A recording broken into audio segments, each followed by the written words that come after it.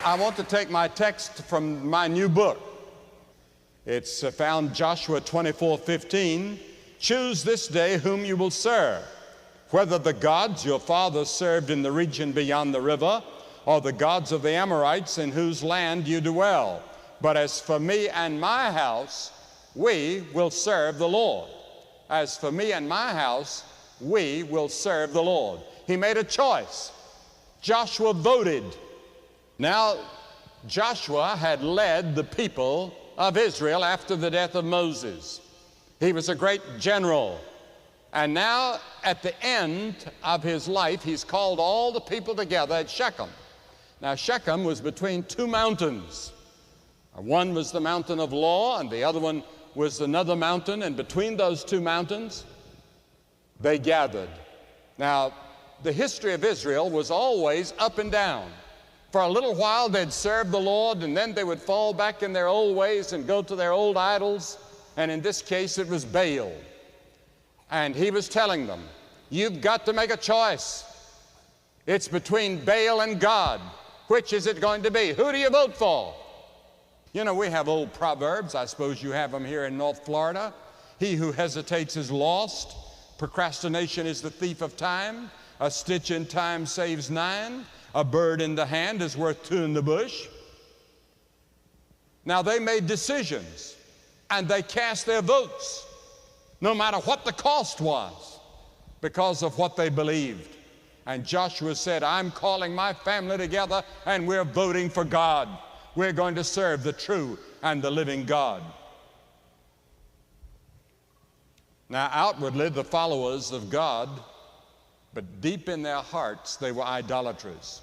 And Joshua says that such a condition cannot continue. You must decide whether you're going to worship those idols or worship the living God. And they must decide immediately. That was Israel's day of election, Israel's day of decision.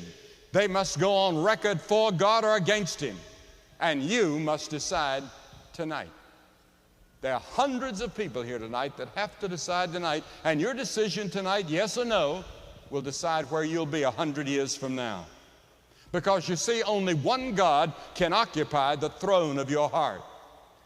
The Scripture says, the first commandment, thou shalt have no other gods before me. I, the Lord thy God, am a jealous God.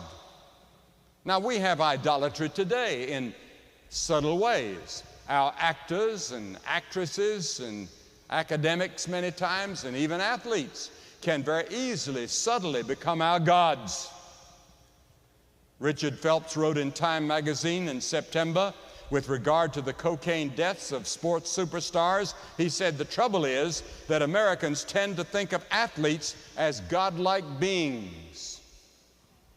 And sometimes that is true. We make too much of some of the young players, and these young players sometimes just cannot take it, and they crack up. Because it takes experience and maturity to take all the money and all the fame so suddenly at such a young age. And Paul taught that a Christian is someone who has turned to God from idols to serve the living and true God. But regardless of what the people did, Joshua said, as for me and my house, we're going to serve the Lord. I don't care if the whole outfit turns against God.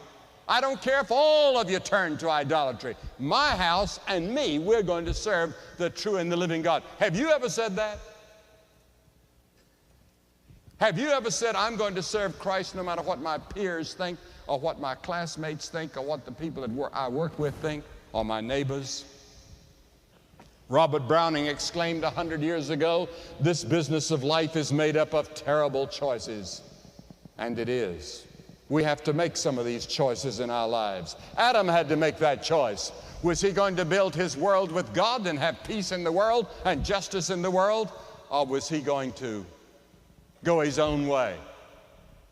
He decided to go his own way and to listen to the devil. And he led the whole world astray.